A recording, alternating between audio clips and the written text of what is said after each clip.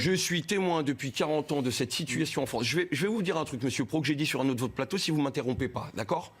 J'ai 40 ans, 79, génération sacrifiée et polluée. On s'est pris Tchernobyl, biberon au bisphénol, joué au phtalate. Je finis, monsieur Pro, monsieur Pro, je finis. Monsieur Pro, je finis. Mais c'est n'importe quoi. Tchernobyl en France, arrêtez de dire n'importe quoi. Vous aussi, vous croyez que le nuage a fait le tour? C'est n'importe quoi. Le nuage a fait le tour. Mais arrêtez, vous avez les conséquences de Tchernobyl dans votre santé. Génération polluée, quoi qu'il arrive. Arrêtez, c'est n'importe quoi. C'est vous qui dites que c'est n'importe quoi. Mais non, parce que c'est n'importe quoi. Vous êtes une génération sacrifiée. Oui, on est une génération sacrifiée. On est obligé d'entamer le dialogue avec vous. On est une génération sacrifiée, que vous le voulez, et polluée. Et je veux pas de ça pour mes enfants derrière. Le 26 avril 1986, le réacteur numéro 4 de la centrale de Tchernobyl explose et entraîne l'émission dans l'environnement des produits radioactifs contenus dans le cœur. Projetés dans l'atmosphère, les tonnes de particules radioactives sont poussées par les vents vers l'Europe de l'Ouest. Mais la présence de ce nuage contaminant au-dessus de la France n'a pas été révélée à la population au moment de son passage. Ce nuage radioactif survole toute l'Europe, sauf la France. Elle est épargnée, protégée par l'anticyclone des Açores. À la fin du mois d'avril 86, c'est vrai. Et cela convient tout à fait aux experts, et notamment au professeur Pellerin. Grâce au vent, le dangereux nuage est repoussé vers l'est. Mais les conditions météo changent début mai, et personne n'en fait état. Il s'agit d'une radioactivité qui ne présente aucun inconvénient sur le plan de la santé publique. Non. Si. Oh. Pendant quelque temps, on se dit, mais enfin, s'il y avait eu un problème, il nous l'aurait dit. En tout cas, on est naïf. On disait toujours, tout va bien, ne vous en faites pas. Et pourtant, c'est un énorme mensonge. Le gouvernement veut protéger l'industrie nucléaire aux dépens de la santé des Français. Mais alors, n'aidez pas n'importe quoi, vous appuyez sur quoi? Dans les archives de l'IRSN, les comptes rendus et les analyses des relevés effectués quelques jours après l'explosion.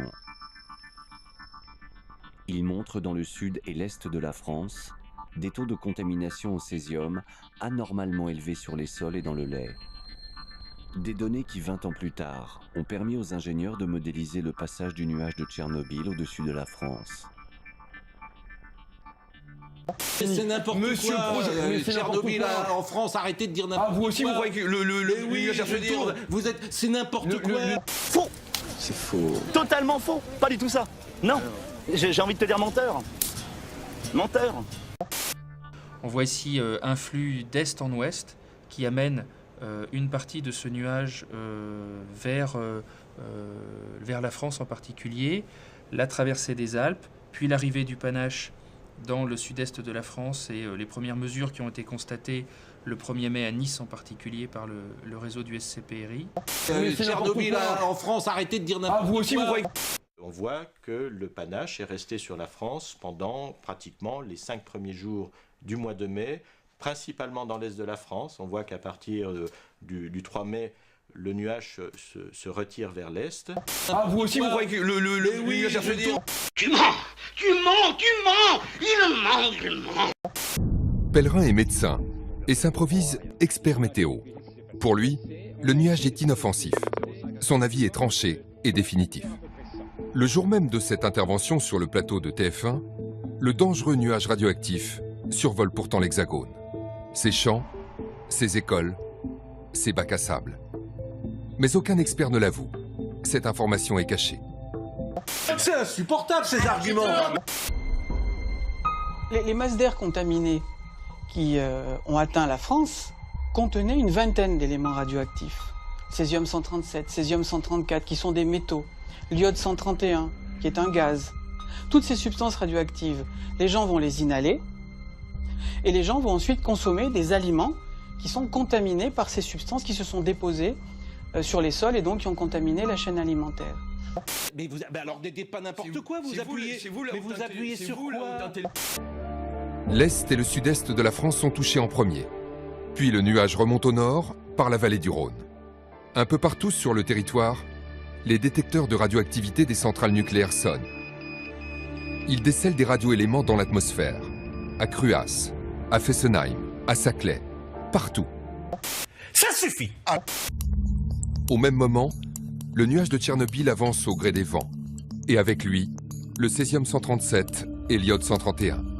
Deux produits radioactifs issus de la fission de l'uranium qui contaminent à des degrés divers tout sur son passage.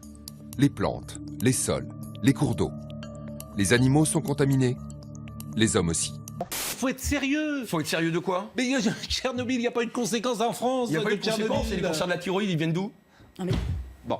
Moi, enfin, je sais pas, c'est marrant, vous répondez pas, vous retournez directement. Mais que vous avez, alors, est-ce que vous avez, sur ce plateau, des éléments de preuve de ce que vous venez d'avancer? Est-ce que vous avez des études? Donc, ça va passer dans le sang, très rapidement, et donc ça va aller charger des organes différents. Le césium va aller dans les muscles, il y en a d'autres qui vont dans les os, comme le plutonium ou le foie. Mais ça va! Le cœur, les intestins, la tête, les glandes sont aussi touchées par les radionucléides. Mais l'organe qui est le plus sensible à l'iode 131 est la thyroïde. Le problème pour l'iode, c'est qu'il se fixe au niveau de la thyroïde. Dans les 10 minutes, c'est dans le sang. Et au bout d'un quart d'heure, ça commence à arriver à la thyroïde. Donc ce qu'on peut constater, c'est qu'à l'époque, certains groupes de population ont subi des doses de radiation, en particulier à la thyroïde, qui dépassaient largement les limites sanitaires. Et c'est pourquoi il aurait fallu prendre des mesures de protection. La France est un des seuls pays pratiquement en Europe à n'avoir pris aucune mesure de protection. Vous appuyez sur quoi pour dire qu'il y a des cancers de la thyroïde en France? Allô? Allô? Y a personne au bout du fil? Faut réfléchir, McFly. À partir de ce moment-là, les époux Fauconnier décident de faire analyser du lait et du fromage. Ils envoient leurs échantillons au SCPRI du professeur Pellerin. Les premiers résultats tombent et sont étonnants. Il nous fait part de la contamination du lait en minimisant, en nous disant bon, il y a 320, 360 becquerels par litre de lait d'iode 131. C'est insignifiant, ça représente quelques cigarettes supplémentaires dans la journée. J'ai trouvé ça assez curieux comme comparaison. Quelques semaines plus tard, dans un autre laboratoire, indépendant du SCPRI, ils testent à nouveau le lait de brebis et de chèvre. Et là, les chiffres n'ont plus rien à voir. Ils ont estimé que la contamination initiale pouvait être de l'ordre de 5000 becquerels au début du mois de mai. Vous appuyez sur quoi pour dire qu'il y a des cancers de la thyroïde en France? Plus tard, on s'est aperçu que la contamination localement, au début du mois de mai, était plutôt de l'ordre entre 10 000 et 20 000 becquerels par litre de lait. C'est le chiffre qui apparaît dans un document confidentiel du ministère de l'Intérieur, une note secrète où l'on peut lire « Nous avons des chiffres qui ne peuvent pas être diffusés. » Évidemment, car ces niveaux de contamination sont 30 à 60 fois plus importants que ceux communiqués par le SCPRI. Des chiffres très largement au-dessus des limites acceptées par la CE. Enfin, vous vous rendez compte les arguments que vous donnez? Faut être sérieux. Faut être sérieux de quoi? Mais Tchernobyl, il n'y a pas eu de conséquences en France. Il n'y a pas eu de conséquences, et les cancers de la thyroïde, ils viennent d'où? Bon. Au début des années 2000, les malades créent des associations pour défendre leurs droits. Soutenues par la CRIRAD, plus de 600 personnes portent plainte contre X. Faut être sérieux. Faut être sérieux de quoi? Mais Tchernobyl, il n'y a pas eu de conséquences en France. Il n'y a pas eu de conséquences.